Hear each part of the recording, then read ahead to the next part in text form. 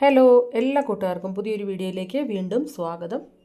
ഇന്ന് നമ്മുടെ വീട്ടമ്മമാർക്കെല്ലാം ഒരുപാട് യൂസ്ഫുൾ ആയിട്ടുള്ള കുറച്ച് കിച്ചൺ ടിപ്സുകളും അതുപോലെ തന്നെ ക്ലീനിങ് ടിപ്സും ഒക്കെയാണ് നമ്മളിന്ന് പരിചയപ്പെടുത്തുന്നത്. അധികം ആർക്കും അറിയാൻ പാടില്ലാത്ത കുറച്ച് ടിപ്സുകളാണ് ഇന്ന് നമ്മൾ ഉൾപ്പെടുത്തിയിരിക്കുന്നത്. എങ്കിലും അറിയാവുന്നവരും കണ്ട് സപ്പോർട്ട് ചെയ്യുക, അറിയാൻ മേലാത്തവർക്ക് ഇത് യൂസ്ഫുൾ ആവുകയും ചെയ്യും. നമ്മുടെ ഫസ്റ്റ് ടിപ്പ് ഇതുപോലെ സവോളയൊക്കെ കട്ട് ചെയ്യാനായിട്ട് ടൈമില്ലെങ്കിൽ നമ്മളിതുപോലെ മിക്സിയുടെ ജാറിലേക്ക് അത്യാവശ്യം വലുപ്പത്തിൽ കട്ട് ചെയ്ത് ഒന്ന് ക്രഷ് ചെയ്തെടുത്താൽ മതി. ഇത് നമ്മൾ മുട്ട റോസ്റ്റ് റെഡിയാക്കാനായിട്ടാണ്. രാവിലെയൊക്കെ തിരക്കുള്ള സമയത്ത് ഇതുപോലെ ഒന്ന് ചെയ്യുകയാണെങ്കിൽ നമുക്ക് ചോപ്പറൊന്നും ഇല്ലെങ്കിൽ ഈ മിക്സി ജാറിലിട്ട് ഇതുപോലെ ഒന്ന് ക്രഷ് ചെയ്താൽ നമുക്ക് വേഗത്തിൽ മുട്ട റോസ്റ്റൊക്കെ തയ്യാറാക്കാനായിട്ട് പറ്റും. ഇങ്ങനെ തയ്യാറാക്കുമ്പോഴത്തേക്കുണ്ടല്ലോ നമുക്ക് പെട്ടെന്ന് ഇത് വഴഞ്ഞ് കിട്ടുകയും ചെയ്യും. അപ്പോൾ മുട്ടയൊക്കെ നേരത്തെ ഒന്ന് പുഴുങ്ങി വെക്കുകയാണെങ്കിൽ ഇതുപോലെ നമുക്ക് ഇഞ്ചി വെളുത്തുള്ളി പേസ്റ്റും റെഡിയാക്കി വെക്കുകയാണെങ്കിൽ വളരെ എളുപ്പത്തിൽ മുട്ട റോസ്റ്റും അതുപോലെ തന്നെ കടലക്കറിക്കും അതുപോലെ തന്നെ ചിക്കൻ കറിക്കും ഒക്കെ ഇതുപോലെ ചെയ്താൽ മതി കേട്ടോ. സവോള അരിഞ്ഞ് സമയം ഒരുപാട് കളയുമൊന്നും വേണ്ട. പിന്നെ ഇതുപോലെ സവോള ഒന്ന് ക്രഷ് ചെയ്തെടുക്കുകയാണെങ്കിൽ നമുക്ക് മുളക് ചമ്മന്തി ഉണ്ടാക്കാനും കൂടി നമുക്ക് ഇത് എളുപ്പമാണ്. ഞാൻ ഇതിൽ നിന്ന് കുറച്ചൊന്ന് മാറ്റിയായിരുന്നു. അത് കുറച്ച് മുളക് ചമ്മന്തി വാളംപുളിയും നല്ല വെളിച്ചെണ്ണയൊക്കെ ചേർത്തിട്ട് റെഡിയാക്കാനായിട്ട് അതും മാറ്റി വെച്ചിട്ടുണ്ട്. അപ്പോൾ ഈ ഒരു ടിപ്പ് എല്ലാവരും ചെയ്ത് നോക്കുക. ഇനി നമ്മുടെ രണ്ടാമത്തെ ടിപ്പ് എന്ന് പറയുന്നത്, നമ്മൾ മഞ്ഞൾപ്പൊടിയൊക്കെ വീട്ടിൽ ഇങ്ങനെ പൊടിപ്പിച്ചൊക്കെ വെക്കുന്നുണ്ടെങ്കിൽ അല്ലെങ്കിൽ കുറച്ചേറെ നമ്മൾ പുറത്തുനിന്നൊക്കെ വാങ്ങിക്കുകയാണെങ്കിൽ കൂടി അത് ഇതുപോലെ ചെറിയ ചെറിയ കട്ടകൾ പോലെ ഉണ്ടായി വരും. അതങ്ങനെ ഇല്ലാതിരിക്കാനും അതുപോലെ തന്നെ കേടാകാതിരിക്കാനായിട്ടും നമുക്കിതുപോലെ ഒരു ബേ ലീഫ് കട്ട് ചെയ്തിട്ട് നന്നായിട്ട് ഇതിലേക്ക് ഒന്ന് ഇളക്കി മിക്സ് ചെയ്യുക. ഇതിൻ്റെ മേളിൽ ബേ ലീഫ് കിടന്നാൽ തന്നെ ഇതിൽ പുഴുക്കുത്തോ കാര്യങ്ങളോ ഒന്നും ഉണ്ടാവില്ല കേട്ടോ. ഇനി മൂന്നാമത്തെ ടിപ്പ് എന്ന് പറയുന്നത് നമ്മുടെ പഴയ അമ്മമാരൊക്കെ ചെയ്ത് കണ്ടിട്ടുള്ള ടിപ്പാണ്.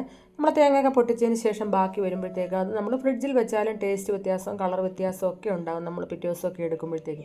അപ്പോൾ അങ്ങനെ വരാതിരിക്കാനായിട്ട് ഇതുപോലെ ഒരു അല്പം വിനാഗിരി ഇതിലേക്ക് ഒഴിച്ച് കൊടുത്തിട്ട് നന്നായിട്ട് കൈകൊണ്ടൊന്ന് മൊത്തത്തിലൊന്ന് തേച്ച് പിടിപ്പിക്കുക. ഇങ്ങനെ ഫ്രിഡ്ജിൽ വെച്ചാൽ നമുക്ക് ഇത് എത്ര ദിവസം വേണേലും കളർ ചേഞ്ചും ടേസ്റ്റ് വ്യത്യാസവും ഒന്നും ഉണ്ടാവില്ല.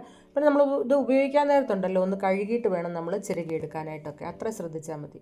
ഇനി നാലാമത്തെ ടിപ്പ് എന്ന് പറയുന്നത്, ഇത് അധികം ആരും ചെയ്ത് കണ്ടിട്ടില്ലാത്തൊരു ടിപ്പാണ്. നല്ല യൂസ്ഫുള്ളാണ് കേട്ടോ. അറിയാൻ മേലാത്തൊരു വേഗം തന്നെ ചെയ്ത് നോക്കിക്കോളൂ. നമ്മളിങ്ങനെ സ്റ്റീലിൻ്റെ കുക്കറൊക്കെ ഉപയോഗിക്കുമ്പോൾ അതിൻ്റെ ഉള്ളിൽ കറുപ്പ് പോലെ കുറേ കാലം ഉപയോഗിച്ച് കഴിയുമ്പം വരും. അപ്പോൾ അത് പോകാനായിട്ട് ഒരു ചെറിയ പീസ് ഇഞ്ചി ഒന്ന് ചതച്ചിട്ട് കൊടുത്തതിന് ശേഷം കുറച്ച് വെള്ളം കൂടി ഒഴിക്കുക. എന്നിട്ട് നമ്മളിത് സ്റ്റൗവിൽ വെച്ച് നല്ലപോലെ ഒന്ന് തിളയ്ക്കാനായിട്ട് അനുവദിക്കണം. നമ്മളിങ്ങനെ ഫ്ലെയിം കുറച്ച് വെച്ച് കുറച്ച് നേരം ഒന്ന് തിളയ്ക്കണം കേട്ടോ. ഇപ്പോൾ ഒരു 5 മിനിറ്റൊക്കെ ആയപ്പോഴത്തേക്കും നല്ലപോലെ തിളച്ചതിന് ശേഷം നമ്മൾ ഇതുപോലെ മൊത്തത്തിലൊന്ന് ആക്കി കൊടുക്കുക. അതിന് ശേഷം നമുക്ക് ഫ്ലെയിം ഓഫ് ചെയ്യാം. ഇനി ഇത് നല്ലപോലെ ഒന്ന് തണുക്കട്ടെ. തണുത്തതിന് ശേഷം നമുക്ക് കുക്കർ വാഷ് ചെയ്തെടുക്കാം. അപ്പം നല്ലപോലെ തണുത്തപ്പോൾ കണ്ടില്ലേ ആ വെള്ളത്തിൻ്റെ കളർ ചേഞ്ച് കണ്ടോ? അപ്പോൾ നമ്മുടെ ഈ കുക്കറിനുള്ളിലെ ആ ഒരു കറയൊക്കെ ഇളകി വന്നിരിക്കുന്നതാണ്. ഇനി നമുക്ക് ഡിഷ് വാഷ് ലിക്വിഡ് പോലും നമുക്ക് യൂസ് ചെയ്യേണ്ട. വെറുതെ ഒരു സ്പോഞ്ചിൻ്റെ സ്ക്രബ്ബർ വെച്ചിട്ട് നല്ലപോലെ ഒന്ന് ക്ലീൻ ആക്കി എടുത്താൽ മതി. ഇനി നമുക്ക് വാഷ് ചെയ്തതിന് ശേഷം ഇതിൻ്റെ ഉള്ളിലെ മാറ്റം കാണാവേ. ഇതൊക്കെ നമുക്ക് വീട്ടമ്മമാർക്ക് സിമ്പിളായിട്ട് ചെയ്തെടുക്കാവുന്ന കാര്യങ്ങളേ ഉള്ളൂ. നമ്മുടെ കുക്കറൊക്കെ എപ്പോഴും ക്ലീൻ ആയിട്ടിരിക്കും. ഇതാ കണ്ടില്ലേ, നല്ലപോലെ നമ്മുടെ കുക്കറിൻ്റെ ഉള്ളിലെ ആ ഒരു കറുപ്പ് കളറൊക്കെ ചേഞ്ചായി വന്നിട്ടുണ്ട്.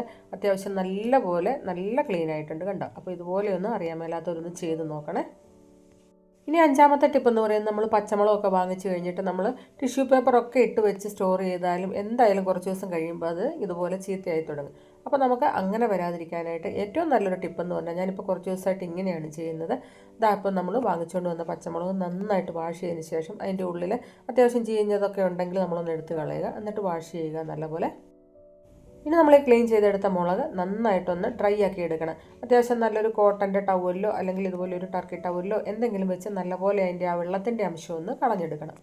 അപ്പം നല്ലപോലെ വെള്ളത്തിൻ്റെ അംശമൊക്കെ പോയി കഴിഞ്ഞതിന് ശേഷം നമ്മൾ ഇത് ഏത് ബോക്സിലാണോ ഇട്ട് വെക്കുന്നത് ആ ബോക്സിലേക്ക് ഒരല്പം മഞ്ഞൾപ്പൊടി, നമ്മൾ വീട്ടിലൊക്കെ പൊടിപ്പിച്ചിട്ടുള്ള മഞ്ഞൾപ്പൊടി ഉണ്ടെങ്കിൽ അത് ഏറ്റവും നല്ലത്. ഇല്ലെങ്കിൽ ഷോപ്പിൽ നിന്ന് വാങ്ങുന്നതായാലും മഞ്ഞൾപ്പൊടി നമുക്കിപ്പം ഉള്ളതല്ലേ ഇടാൻ പറ്റുള്ളൂ. അപ്പം മഞ്ഞൾപ്പൊടി നമ്മൾ ഒരല്പം ഒന്ന് ഇങ്ങനെ ഒന്ന് സ്പ്രെഡ് ചെയ്ത് കൊടുക്കുക.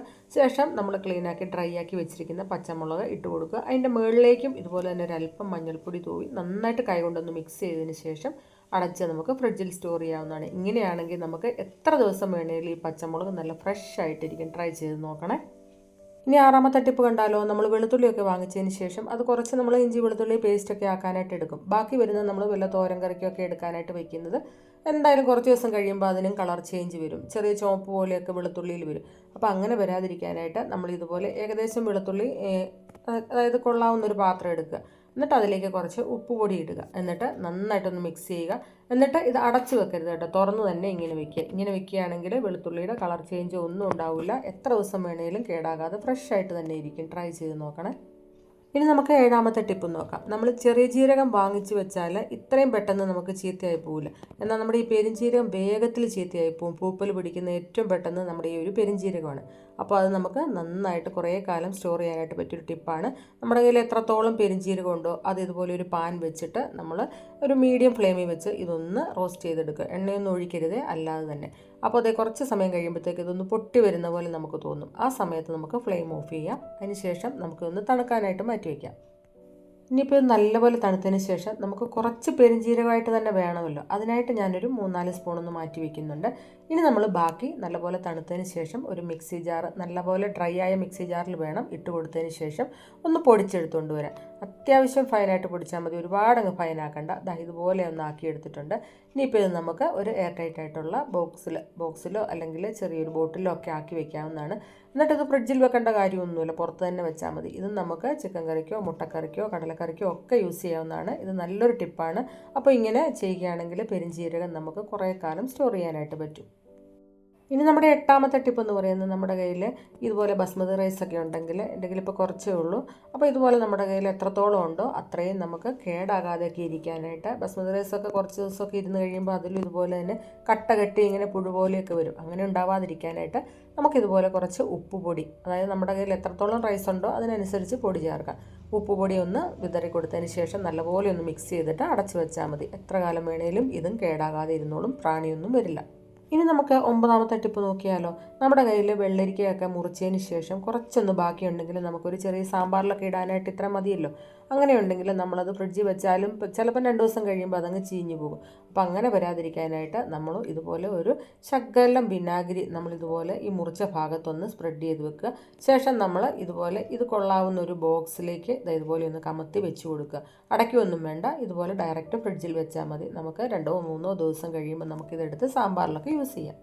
ഇനി നമ്മുടെ 10ാമത്തെ ടിപ്പ് എന്ന് പറയുന്നത്, നമ്മുടെ കയ്യിൽ സ്റ്റീലിൻ്റെ സ്പൂണുകളും തവികളും ഒക്കെ ഉണ്ടെങ്കിൽ നമ്മൾ എത്ര വാഷ് ചെയ്ത് വെച്ചാലും കുറച്ച് സമയമൊക്കെ കഴിയുമ്പോൾ അല്ലെങ്കിൽ കുറച്ച് ദിവസങ്ങൾ കഴിയുമ്പം ഇതുപോലെ വെള്ള പാടുകൾ പോലെ ഇതിൽ കാണാനായിട്ട് പറ്റും. അപ്പോൾ നമ്മൾ എത്ര ക്ലീൻ ചെയ്താലും അത് പോവില്ല. അത് പോകാനായിട്ട് നമുക്ക് ഏറ്റവും നല്ലൊരു ടിപ്പെന്ന് പറയുന്നത്, ഇതുപോലെ നമുക്ക് ഈ സ്പൂണുകൾ ചേർക്കാൻ പറ്റുന്ന ഒരു അത്യാവശ്യം വലിയ പാത്രം എടുക്കുക. എന്നിട്ട് അതിലേക്ക് കുറച്ച് ടൂത്ത് പേസ്റ്റ്, വൈറ്റ് കളർ വേണമെന്നൊന്നുമില്ല, നമ്മൾ യൂസ് ചെയ്യുന്ന ടൂത്ത് പേസ്റ്റ് ഏതാണോ അത് കുറച്ചൊന്ന് ഇട്ട് കൊടുക്കുക. എന്നിട്ട് ഒരല്പം വെള്ളം ഒഴിച്ച് നന്നായിട്ട് ഇതൊന്ന് മിക്സ് ചെയ്യുക.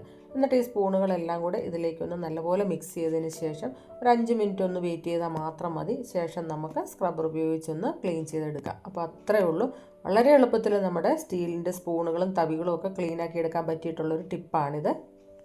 ഇങ്ങനെ നമ്മൾ ക്ലീൻ ആക്കുന്ന സമയത്തും ഇതുപോലെ തന്നെ ഡിഷ് വാഷ് ലിക്വിഡോ കാര്യങ്ങളോ ഒന്നും ചേർക്കേണ്ട, നമ്മൾ ടൂത്ത് പേസ്റ്റ് ചേർത്തിട്ടുണ്ടല്ലോ. ഇനിയിപ്പോൾ നമുക്കൊരു സ്പോഞ്ചിൻ്റെ സ്ക്രബ്ബർ വെച്ച് ജസ്റ്റ് ഒന്ന് വൈപ്പ് ചെയ്ത് വിട്ടാൽ മതി. എന്നിട്ട് നല്ലപോലെ ക്ലീൻ ചെയ്തെടുക്കുക. അപ്പോൾ അതേ വാഷ് ചെയ്യുന്ന സമയത്താണെങ്കിൽ നമുക്ക് ആ ടൂത്ത് പേസ്റ്റിൻ്റെ ആ ഒരു ബാക്കി വന്ന വെള്ളം നമ്മൾ ഈ സിങ്കിലേക്ക് ഒഴിക്കുമ്പോൾ സിങ്കും നല്ലപോലെ ക്ലീൻ ആവുകയും ചെയ്യും. സിങ്കിലും നല്ലൊരു സ്മെല്ലൊക്കെ കിട്ടും. അപ്പോൾ അതൊരു ടിപ്പാണ്. അപ്പോൾ അതാ നമ്മൾ സ്പൂണുകളെല്ലാം നല്ലപോലെ വാഷ് ചെയ്തും കൂടി എടുത്തിട്ടുണ്ട്. ഇനി നമുക്കൊന്ന് നോക്കാം റിസൾട്ട്. അപ്പോൾ നമ്മുടെ സ്റ്റീലിൻ്റെ സ്പൂണുകളൊക്കെ നല്ല അടിപൊളിയായിട്ട് ക്ലീനായി കിട്ടിയിട്ടുണ്ട്. ആ ചെറിയ പാടുകളും കാര്യങ്ങളും വൈറ്റ് കളറിൽ വന്നിട്ടുള്ള അതെല്ലാം പോയി കിട്ടിയിട്ടുണ്ട്. അപ്പോൾ ആഴ്ചയിൽ ഒരിക്കലും ഇതുപോലെ ഒന്ന് ചെയ്യുകയാണെങ്കിൽ നമ്മുടെ സ്പൂണൊക്കെ എപ്പോഴും നല്ല പുതിയതുപോലെ ഇരിക്കും. ട്രൈ ചെയ്ത് നോക്കണേ. അപ്പോൾ ഇന്നത്തെ ഈ ഒരു ചെറിയ കിച്ചൺ ടിപ്സുകൾ എല്ലാ വീട്ടമ്മമാർക്കും യൂസ്ഫുള്ളായെന്ന് വിചാരിക്കുന്നു. അപ്പോൾ എപ്പോഴും പറയുന്നത് പോലെ വീഡിയോ ഇഷ്ടപ്പെട്ടെങ്കിൽ ലൈക്ക് ചെയ്യുക, കമൻറ്റ് ചെയ്യുക, സപ്പോർട്ട് ചെയ്യുക, ഷെയർ ചെയ്യുക. മറ്റൊരു യൂസ്ഫുൾ വീഡിയോയുമായിട്ട് കാണാം. എല്ലാവരും സുഖമായിട്ടും സേഫായിട്ടും ഒക്കെ ഇരിക്കുക. ബൈ.